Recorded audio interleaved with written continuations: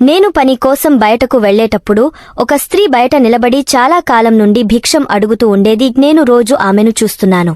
ఆమె చాలా వింతగా కనిపించేది. ఒక రోజు నేను అటువైపు వెళుతుంటే ఆమె నన్ను భిక్షం అడిగింది. కాని నా దగ్గర చిల్లర డబ్బులు లేవు. అందుకనే నేను క్షమించండి, నా దగ్గర డబ్బులు లేవు అని చెప్పాను.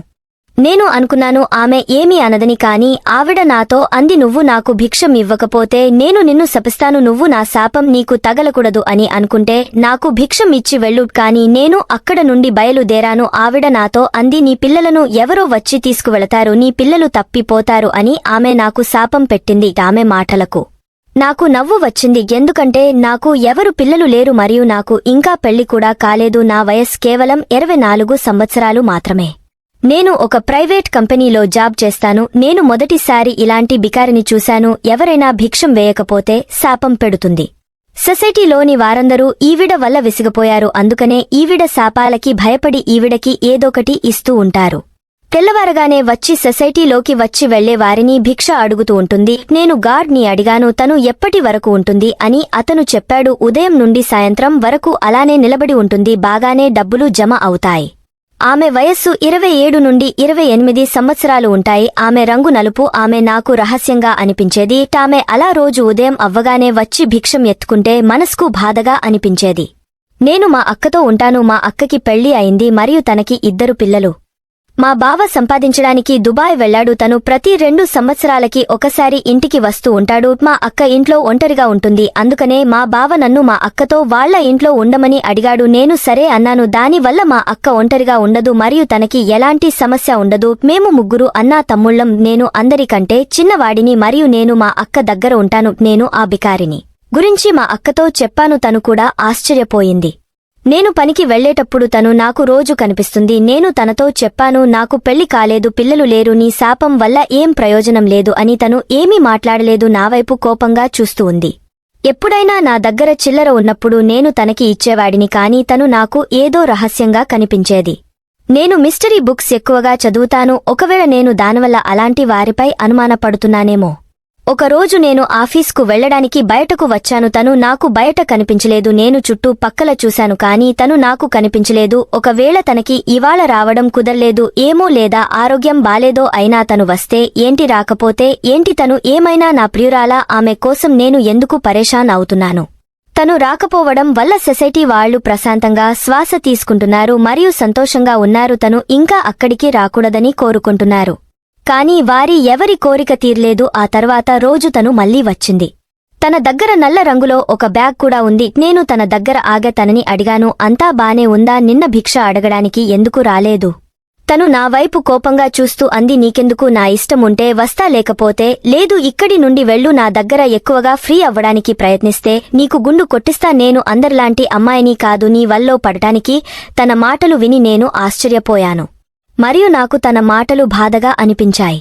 నేను తనతో అన్నాను, ఓహ్ మేడం, నేను ఏదో సానుభూతితో అడిగాను కాని నువ్వు వేరేలా అనుకుంటున్నావు అని. మోటార్ సైకిల్ స్టార్ట్ చేయడానికి ప్రయత్నించాను కాని మోటార్ సైకిల్ స్టార్ట్ అవ్వనంది. నేను ఇంజన్లో ఏదైనా ప్రాబ్లం ఉందేమోనని చూస్తున్నా. నేను నా మోటార్ సైకిల్ చూసుకోవడంలో బిజీగా ఉన్నాను. ఇంతలో నా దృష్టి బికారినిపై పడింది. తను ఎవరో ఒక వ్యక్తితో గొడవపడుతుంది. అతను అంటున్నాడు, నువ్వు ఇలా అడుక్కోకపోతే ఏదైనా పని చేసుకోవచ్చు కదా, నువ్వు ఏమీ ముసలి దానివి కాదు కదా, పైగా భిక్షం ఇవ్వకపోతే శాపం పెడతావు. నీకు అసలు బుద్ధి ఉందా, అసలు ఎక్కడి నుండి వస్తారో నీలాంటి వాళ్లు అంటూ తను వెళుతున్నాడు. ఆ బీకారిని అతన్ని శాపాలు పెడుతూనే ఉంది. తర్వాత ఒకరోజు నేను తనకు ఎవరో ఒక అతను తనకి ఏదో కాగితం ఇచ్చాడు. తను తీసుకొని వెంటనే చేతిలో దాచిపెట్టేసింది.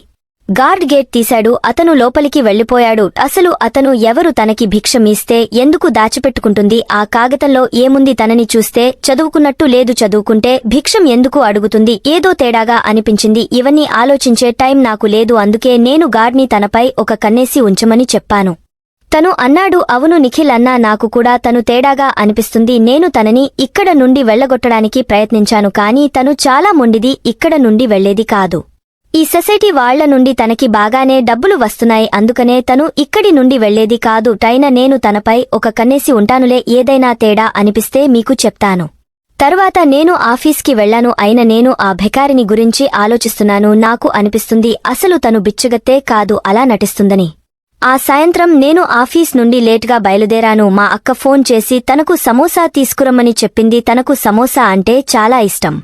నేను సమోసా దుకాణానికి వెళ్లి సమోసా తీసుకుని బయలుదేరాను. నా బైక్ ముందు ఒక కార్లో నేను ఒక స్త్రీని చూశాను. ఆమె అచ్చం ఆ బెకారినిలానే ఉంది. నేను తనే అనుకున్నాను, కానీ మనిషిని పోలిన మనుషులు ఉంటారు అనుకోని అక్కడి నుండి వచ్చేశాను. నేను తర్వాత కూడా ఆ బెకారిని గురించే ఆలోచిస్తున్నాను. నాకు ఆ గార్డ్ కి కూడా తను ఎందుకు తేడాగా అనిపిస్తుంది. ఒకసారి తన వెనక వెళ్లి తన గురించి తెలుసుకుందాం అనుకున్నా. అలా చేస్తే తన గురించి ఏదైనా తెలిస్తే సొసైటీ వాళ్లకి మంచి జరిగిద్ది. కానీ అలా ఒకరిని వెంబడించడం మంచి విషయం కాదని నా నిర్ణయం మార్చుకున్నాను.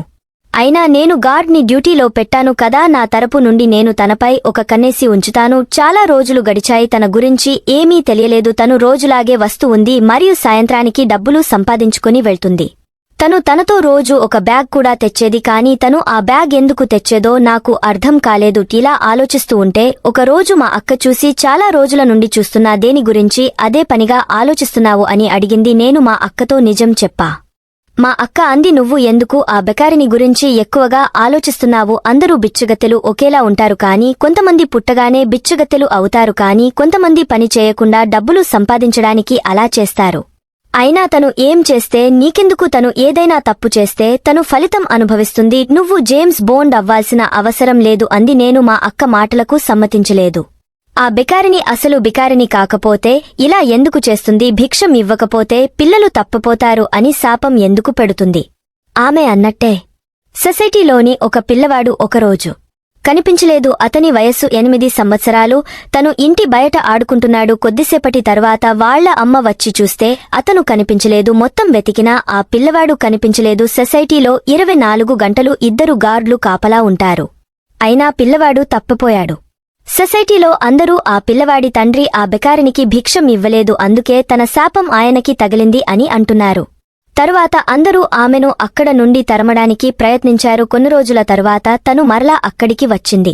తరువాత ఆ పిల్లాడి తండ్రికి ఒక ఫోన్ వచ్చింది. నీ పిల్లాడు నీకు ప్రాణాలతో కావాలంటే నాకు 5 లక్షలు కావాలి. పోలీసులకి చెప్తే నీ పిల్లవాడు నీకు దొరకదు అన్నాడు. ఆయన 5 లక్షలు తీసుకెళ్లి వారికి ఇచ్చి పిల్లవాడిని తీసుకువచ్చాడు. దీని తర్వాత సొసైటీలోని వారు ఆ బెకారినికే కాకుండా మిగతా వారికి కూడా భిక్షం వేయడం మొదలుపెట్టారు. ఈ సంఘటన తర్వాత సొసైటీలోని వారు బయటపడ్డారు. దీనిలో ఆ బెకారిని కూడా మెయిన్ క్యారెక్టర్ అని నాకు అనిపిస్తుంది. కానీ నాకు తనకి విరుద్ధంగా సాక్ష్యాలు లేవు మరియు గార్డ్ కూడా ఆ రోజు తను బయటే నిలబడి ఉందని చెప్పాడు. ఆ తర్వాత నుండి ఎవరు సొసైటీలో తమ పిల్లల్ని బయటకు ఆదుకోవడానికి పంపలేదు, ఇంట్లోనే ఉంచేవారు. అందరూ అనుకునేవారు కిడ్నాపర్లలో ఒక సెక్యూరిటీ గార్డ్ కూడా ఉన్నాడు అని. నేను బయటకు వెళ్లేటప్పుడు చూస్తే ఆ బెకారిని నాకు కనిపించలేదు. నేనే తిరిగి వచ్చేటప్పుడు కూడా ఆమె నాకు కనిపించలేదు. ఆ రోజు ఆమె రాలేదని గార్డ్ నాతో చెప్పాడు. అయిన కొన్ని రోజుల తర్వాత మరలా ఒక పిల్లవాడు కిడ్నాప్ అయ్యాడు. ఆ పిల్లవాడిని అప్పగించడానికి కూడా 5 లక్షలు అడిగారు. నాకు గార్డ్ చెప్పాడు, ఆ బెకారిని బయట నుంచునప్పుడు తన దగ్గర నల్ల రంగులో బ్యాగ్ ఉందని, అది కదులుతూ ఉందని తనకి అనుమానం వచ్చి తను వెనక వెళ్లాడని. అక్కడ ఒక కార్ ఆగి ఉందని తను వెళ్లి కార్లో కూర్చుంది మరియు ఆ డ్రైవర్ సీట్లో కూర్చున్న వ్యక్తిని చూసి అతను ఆశ్చర్యపోయాడని. అతను ఆ సొసైటీలో ఉండే మహేంద్ర గారి డ్రైవర్ అని నాతో చెప్పాడు. అతని మాటలు విని నేను షాక్ అయ్యాను. నేను తనతో చెప్పాను, ఆ బికారిని తిరిగి వెళ్లేటప్పుడు నాకు ఫోన్ చేసి చెప్పు అని. ఎందుకంటే ఇప్పుడు నేను ఆ భికారిని నిజస్వరూపం అందరి ముందుకు రావాలని నిర్ణయించుకున్నాను. తర్వాత రోజు నేను ఆఫీస్కు సెలవు తీసుకుని ఇంట్లోనే ఉన్నాను. మా అక్క నన్ను అడిగింది, ఆఫీస్కు సెలవు ఎందుకు పెట్టావని. నాకు ఆరోగ్యం బాలేదని అబద్ధం చెప్పాను. తర్వాత గార్డ్ నాకు ఫోన్ చేసి చెప్పాడు, ఆ బెకారిని బయలుదేరింది అని. నేను అక్కడికి వచ్చి కాసేపు ఆగే తనని ఫాలో అయ్యాను. తను ఏదో పాట బస్సులోని ఒక ఇంటికి వెళ్ళింది. నేను కూడా లోపలికి వెళ్లాలని అనుకున్నాను. ఇంతలో అక్కడికి ఒక కార్ వచ్చి ఆగింది. ఆ బీకారిని మంచి బట్టలు వేసుకుని ఆ కార్లో వెళ్ళింది. ఆ కార్ డ్రైవర్ మహేంద్ర గారి డ్రైవర్ మరియు ఆ కార్ కూడా నేను అంతకు ముందు సమోసా దుకాణం దగ్గర చూసిన కారే. నేను వారిని ఫాలో అయ్యాను. వారు ఒక పెద్ద ఇంటిలోకి వెళ్లారు. నేను కూడా నా బండిని పక్కన పెట్టి ఆ ఇంటిలోకి ప్రవేశించాను. ఆ ఇంటిలో ఎవరూ లేరు. వారు 2 మరియు కిడ్నాప్ అయిన బాబు మాత్రమే ఉన్నారు. మరియు వారు వాళ్ల ఇంటికి ఫోన్ చేసి, మీ అబ్బాయి మీకు కావాలంటే మీరు 5 లక్షలు తీసుకుని రావాలి, పోలీసులకి చెప్పకూడదు అని ఫోన్లో మాట్లాడారు. నేను ఇదంతా చూసి ఆశ్చర్యపోయాను. తరువాత ఆ డ్రైవర్ అక్కడి నుండి వెళ్లాడు. నేను వెంటనే ఆ బాబు వాళ్ల నాన్నకు ఫోన్ చేసి ఇదంతా చెప్పాను. ఆయన పోలీసులని తీసుకుని వస్తా అని చెప్పారు. ఆ బెకారిని ఆ బాబుతో ఏదో మాట్లాడుతుంది. మీ నాన్న పనిమీద బయటకు వెళ్లారు, నిన్ను తీసుకువెళ్లడానికి రేపు వస్తారు అని చెప్తుంది. ఆ బాబు చాలా చిన్నవాడు, తనకి ఏమీ అర్థం కాలేదు. వారు వచ్చేలోపు నాకు ఒక్కో సెకను ఒక్కో సంవత్సరంలా అనిపించింది. అంతలో పోలీసులు వచ్చారు, ఇంటిని చుట్టుముట్టారు. తను పారిపోవాలని ప్రయత్నించింది, కాని దొరికిపోయింది. లేడీ పోలీస్ కొట్టిన దెబ్బకి తను కళ్ళు తిరిగ పడిపోయింది. వారు తనని స్టేషన్కి కూడా తీసుకెళ్లకుండా అక్కడే తనని విచారించడం మొదలు పెట్టారు. తను తన గురించి చెప్పింది, తన పేరు శిల్ప అని. తను వాళ్ల అమ్మ చనిపోయిన తర్వాత వాళ్ల నాన్న రెండో పెళ్లి చేసుకున్నాడని, తన సవతి తల్లి తనని స్కూల్కి పంపించకుండా ఇంట్లో పని చేయించుకుని తనని కొట్టేదని, తన తండ్రి కూడా తనని పట్టించుకునేవాడు కాదు. తను పెద్ద అయిన తరువాత తన తండ్రి తనని ఎవరికో అమ్మేస్తున్నాడని తెలుసుకుని తను ఇంట్లో నుండి పారిపోయిందని, తరువాత తనని మహేంద్ర గారి ఇంట్లో 4 పనిచేసిందని, ఆయనే తనకు ఈ పని నేర్పించారని, ఆయన వేరే వేరే సొసైటీలో ముందు ఇల్లు తీసుకునేవారు, తర్వాత పిల్లవాడిని కిడ్నాప్ చేసి నాకు ఇచ్చేవారు. అనుమానం రాకుండా అందరి దృష్టి నాపై ఉండేలా నేను అందరికీ మీ పిల్లలు తప్పిపోతారని శాపం పెట్టేదాన్ని. అలా చేసి వచ్చిన 5 లక్షలో నాకు 1 లక్ష, డ్రైవర్కి 1 లక్ష, ఆయన 3 లక్షలు తీసుకునేవారు. ఇలా మేము పిల్లల్ని కిడ్నాప్ చేసేవాళ్లం. నేను భగవంతుడికి ధన్యవాదాలు తెలిపాను. ఆ భెకారినిపై నాకు ఉన్న అనుమానం నిజం అయింది. మరియు నేను తనని అడిగాను, ఆ రోజు అతను నీకు ఇచ్చిన కాగతంలో ఏం రాసి ఉంది అని. తను చెప్పింది, అది మహేంద్ర గారి తరపున మాకు వచ్చింది. దానిలో పిల్లల్ని కిడ్నాప్ చేసే సమయం మరియు ప్లేస్ రాసి ఉంది. ఇలానే మేము మాట్లాడుకుంటాం. పోలీసులు మహేంద్ర ఇంటికి వెళ్లి అతన్ని కూడా పట్టుకున్నారు మరియు అతని ఇంటిలోని డబ్బుని కూడా తీసుకున్నారు. వారిని స్టేషనుకు తీసుకెళ్లారు. తర్వాత కోర్టు వారికి జీవిత ఖైదు విధించింది. నాకు ఆ బెకారినిపై కొంచెం జాలి వేసింది. ఒకవేళ తను తన తండ్రి లేదా తన సవతి తల్లి అలా చేయకపోతే తను ఆ మార్గం ఎంచుకునేది కాదు. ఎవరూ ఊహించలేదు. అందరి ముందు పెద్ద మనిషిలా మంచిగా తిరిగే మహేంద్ర గారు కిడ్నాపింగ్ గ్రూప్ లీడర్ అని బయటకు చూడటానికి మంచిగా కనిపించిన లోపల మనస్సు అంత చీకటి అని నాకు ఆ రోజు అర్థం అయింది. వారిని పట్టుకోవడానికి సాయం చేసినందుకు ప్రభుత్వం నాకు బహుమతి ఇచ్చినన్ను మెచ్చుకున్నారు. ఈ కథ గురించి మీరు ఏం అనుకుంటున్నారో కామెంట్ బాక్స్లో కామెంట్ చేయండి. మరియు ఈ కథ మీకు నచ్చితే లైక్ చేయండి, షేర్ చేయండి మరియు ఛానల్ని సబ్స్క్రైబ్ చేసుకోండి. ఇంకొక కొత్త కథతో కలుద్దాం. ధన్యవాదాలు.